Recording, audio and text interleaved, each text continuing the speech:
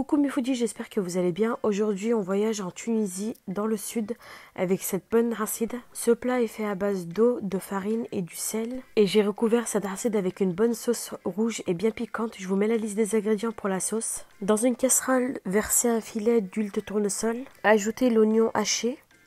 Ajoutez le piment vert haché. Laissez cuire quelques secondes tout en mélangeant.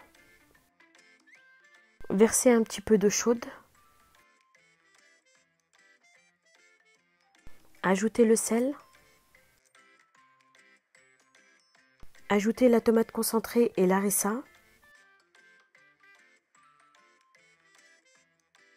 Ajoutez le ras el hanout. Ajoutez le curcuma, puis mélangez. Ajoutez le poivre noir.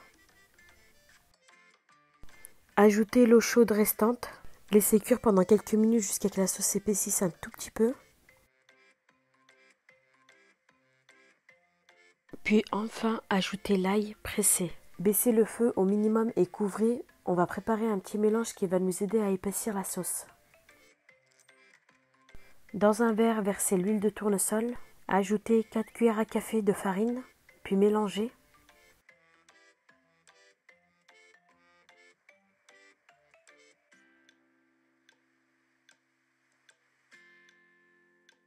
Puis ajoutez l'eau chaude et mélangez à nouveau. Ajoutez ce mélange dans la sauce tout en mélangeant sans vous arrêter. La cuisson doit se faire à feu doux. N'hésitez pas à ajouter de l'eau chaude à votre sauce si vous voyez qu'elle est vraiment très épaisse. Continuez à mélanger pendant quelques secondes et éteignez le feu, puis réservez votre sauce de côté.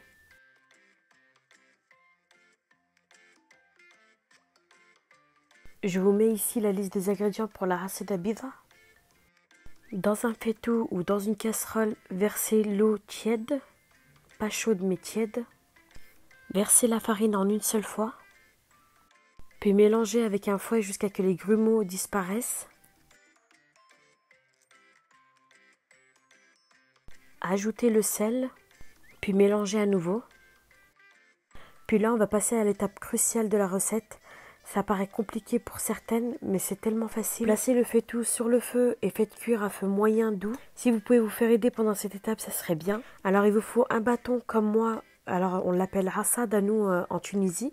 Sinon, vous pouvez utiliser une louche et vous allez mélanger sans vous arrêter. Cette étape va durer à peu près 10 minutes. Comme vous voyez sur la vidéo, il y a des boules qui se forment. C'est tout à fait normal. Vous continuez à mélanger sans vous arrêter. Et lorsque vous mélangez, il faut bien insister sur le fond du faitout. Il ne faut pas que la pâte colle au fond du faitout. C'est pour cela que j'insiste sur le fait qu'il faut utiliser une louche en bois ou une rassade.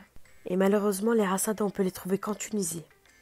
Je vous montre la consistance qu'on obtient doucement au fur et à mesure qu'on mélange.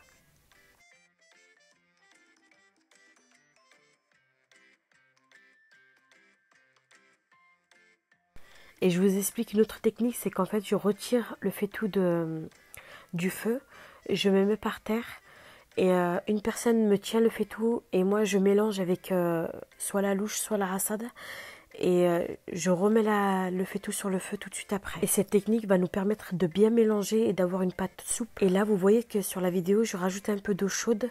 C'est pour détendre la pâte parce que je la sens un peu dure.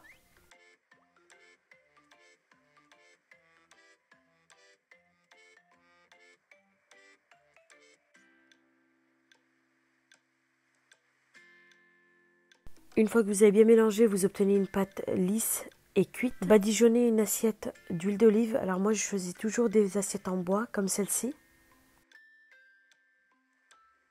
Versez la racida dans l'assiette. Huilez bien vos mains, essayez de former une boule. Faites un creux au milieu de la pâte. Versez la sauce délicatement en commençant par le creux et en contournant. On arrive à la fin de cette vidéo, j'espère que cette recette vous a plu. N'hésitez pas à liker et à partager la vidéo et à vous abonner à ma chaîne YouTube pour m'encourager. J'espère vous retrouver à très vite dans une prochaine vidéo.